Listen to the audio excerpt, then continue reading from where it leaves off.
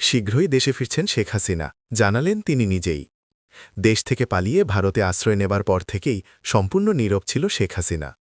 তার দলের নেতাকর্মীরা কেউ পালিয়ে গেছেন, কেউ আত্মগোপনে রয়েছেন।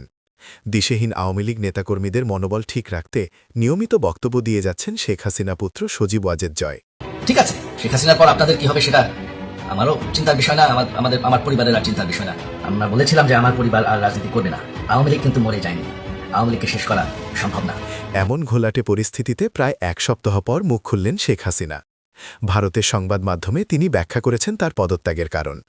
বলেছেন, যুক্তরাষ্ট্র হাতে সেন্ট মার্টিন এবং বঙ্গোপসাগর তুলে দিলে ক্ষমতায় থাকতে পারতেন তিনি। এ ধরনের বিদেশি শক্তি যেন প্রভাব বিস্তার করতে না পারে, সেজন্য সদ্যঘটিত বাংলাদেশের অন্তর্বর্তীকালীন সরকারকে সতর্ক করেছেন তিনি। গত ৭ জানুয়ারি জাতীয় নির্বাচনের আগে ১% কাছ থেকে একটি প্রস্তাব পাওয়ার দাবি করেন শেখ হাসিনা। প্রস্তাবটি ছিল সেন্ট মার্টিনে বিমান ঘাঁটি করার অনুমতি দিলে ক্ষমতায় থাকতে সাহায্য করবে তারা। এরপর পদত্যাগের কারণ ব্যাখ্যা করতে গিয়ে শেখ হাসিনা বলেন, ছাত্রদের প্রতিবাদ কর্মসূচিতে হামজে লাশের মিছিল সূর্যপট্ট পাচ্ছিলেন না তিনি। তার দাবি, পদত্যাগের সিদ্ধান্ত না নিলে লাশের মিছিল আরও ভারী হতো এবং দেশের সম্পদ ধ্বংস হতো। তারপর দলীয় নেতাকর্মীদের উদ্দেশ্যে বলেন, শীঘ্রই দেশে ফিরব ইনশাআল্লাহ। পরাজয় আমার, কিন্তু জয়ী হয়েছে বাংলাদেশের জনগণ। আমি নিজেকে সরিয়ে নিয়েছি। আপনাদের সমর্থন পেয়ে আমি এসেছিলাম। আপনারা ছিলেন আমার শক্তি। আপনারা যখন আমাকে চাচ্ছেন না, তখন আমি নিজ থেকে সরে এসেছি, পদত্যাগ করে নিয়েছি।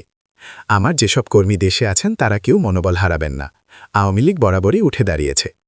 অন্যদিকে কোনো দেশে আশ্রয়ের ইতিবাচক সাড়া না মেলায় আপাতত দিল্লিতেই থেকে যাওয়ার সিদ্ধান্ত নিয়েছেন তিনি।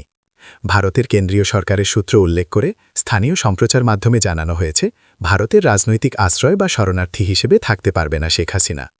তাকে থাকতে হবে ভিসার অনুমোদন প্রক্রিয়া মেনে।